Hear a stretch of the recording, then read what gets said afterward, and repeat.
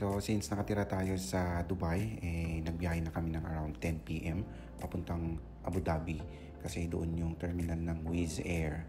So imimit kasi namin yung pinsan kong si Chanel and iwan namin si Rai Rai. So yung biyahe natin ngayon ay Maki and Jen trips without Rai Rai.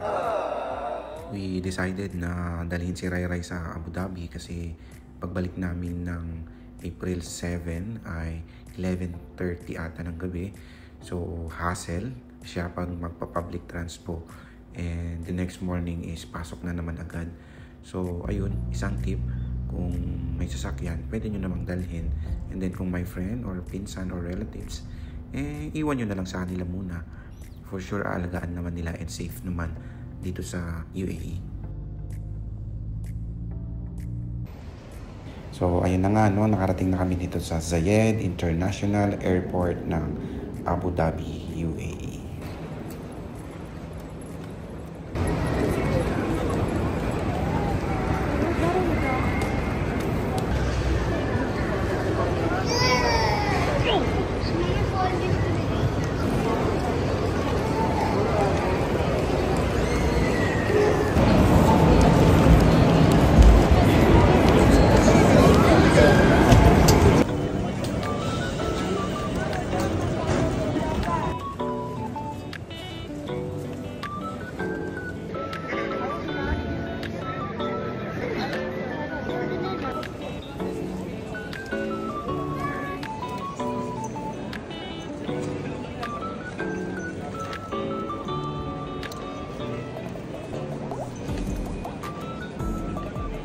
Ayun, successfully nakalabas naman kami sa immigration. Pero I don't know kung anong meron kay Jen. Lagi siyang nahaharang dyan sa immigration. Kahit nung pauwi kami ng Pinas. Ewan ko, baka hindi pa siya registered. So, tamang antay nga lang tayo, no? Sa ating flight. And ilang oras na lang naman at tayo lilipad na.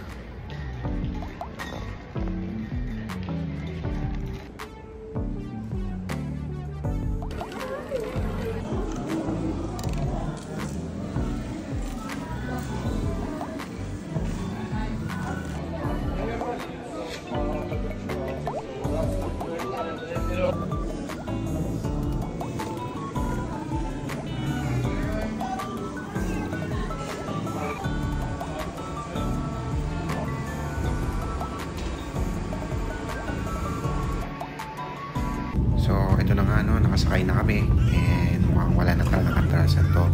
And sa Wizz Air nga pala, hindi kami magkatabi ni Jen ng upuan, which is okay lang din naman. Sabi ko sa kanya, 3 hours lang naman. Lagi naman na tayong magkasama.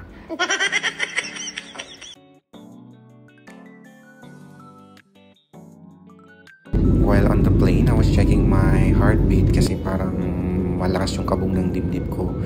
And I feel dehydrated kasi from Dubai I never took water and coffee pa yung last na tinake ko. Tapos ganito pa yung makikita mo, nakaka-excite talaga kasi mga snow yan. Dehydrated ka na nga, excited ka pa. Yung bingo, yung heartbeat mo talaga bibilis. So bago lumapag yung plane, discuss muna natin yung mga dapat na ready na kayo bago pa kayo dumating sa Armenia. So dapat may dollars kayo kasi pambayad nyo dun sa visa. Second, may pre-filled form na kayo for the visa. And sa mga Filipino, Emirates ID and passport.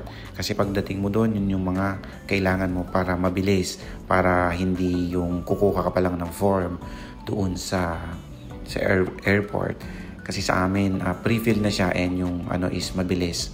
Mabilis lang siya.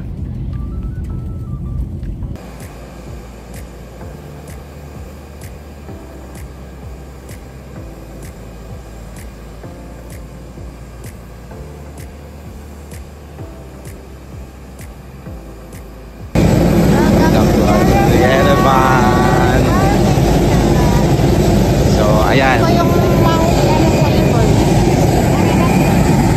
Wala, nakatago siya ngayon.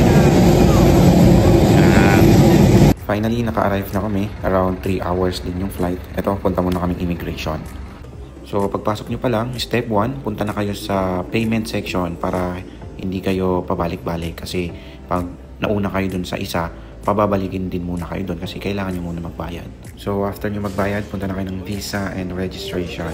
So bigyan nyo lang yung passport, Emirates ID, and yung pre-filled form for the visa entry. After this, fall in line for the immigration interview. There were just some basic questions like first time in Armenia, or have you been to Azerbaijan? And they check all my passport pages, and yeah, it's done, finished. I already entered Armenia officially. So after ng immigration, lumabas na kami ng airport at minute na namin si V2 na aming tour guide. So pag nakita niyo yung wine bata na yan, known kasi ang Armenia in wine making industry back in the ages. So from airport, umuulan nga nung papunta na kami ng hotel accommodation. Don't forget to ask your tour guide about the SIM card, or you can just buy it in the airport. Itong part naman na to ay sa city na. Ito na yung view ng city. Tapos ito naman yung accommodation namin na sa next episode na.